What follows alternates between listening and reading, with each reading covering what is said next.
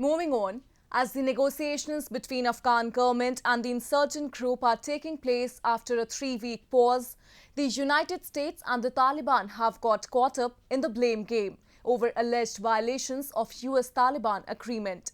Meanwhile, Afghan civilians and security forces continue to suffer from the brunt of a high level of violence by the Taliban. A report. Afghanistan is the longest war in the history of America. The United States began a war in 2001 with an aim to rid the country of Al-Qaeda's threat and topple the Taliban's regime weeks after the Al-Qaeda killed almost 3,000 people in the 9/11 terror attacks. Nearly 20 years later, the US and its allies are struggling to maintain peace and to end deadly attacks by the Taliban. However, the war is showing no signs of slowing down. The second round of peace talks between the Afghan government and the Taliban are taking place in Doha amid a row between the US and the insurgent group over alleged violation of US-Taliban peace deal. The United States has directly accused the Taliban of being behind a recent wave of high-profile assassinations in Afghanistan, urging the insurgent group to stop the violence for peace to succeed. At the same time, the Taliban has blamed the US military of carrying out airstrikes against the insurgent group. However, the US has termed all such claims as bogus.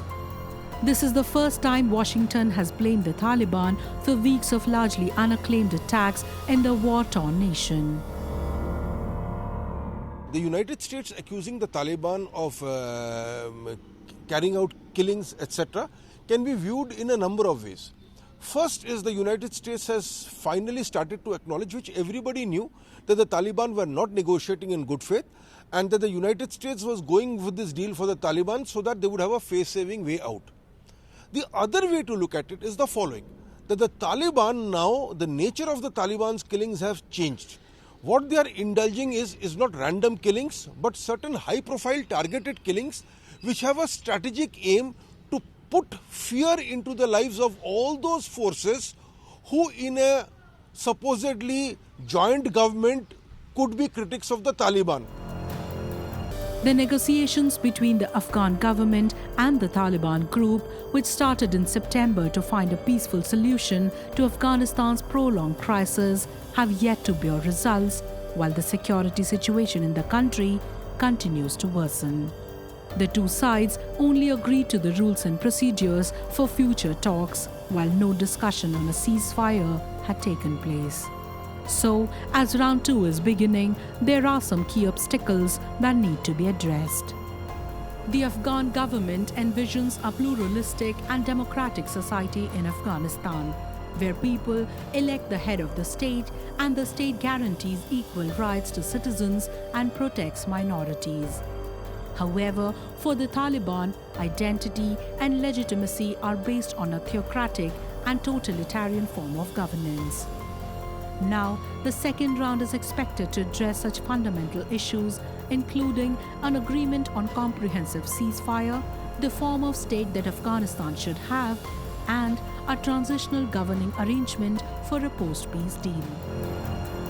First is the nature of the Afghan government. The Afghan government is yet not getting its act together. The constituent factions of the Afghan government are still not coming to terms to the fact that if they are not united, if they don't have a coherent strategy, their survival will be in doubt. The second and the most obvious fact, and possibly the most important fact, is the Taliban, backed by Pakistan, is not negotiating in good faith, and the Americans are for a long time have refused to acknowledge this particular fact. But what matters most for Afghans is the kind of peace deal that comes out of these negotiations. There are apprehensions that a compromise with the Taliban will endanger the gains achieved since 2001, including women's rights, the protection of minorities, and freedom of expression. The Afghan peace process is fragile, but its failure may lead to more conflict and misery for the country. Thus, it is an opportunity, and if it progresses well, it can pave a path to durable peace.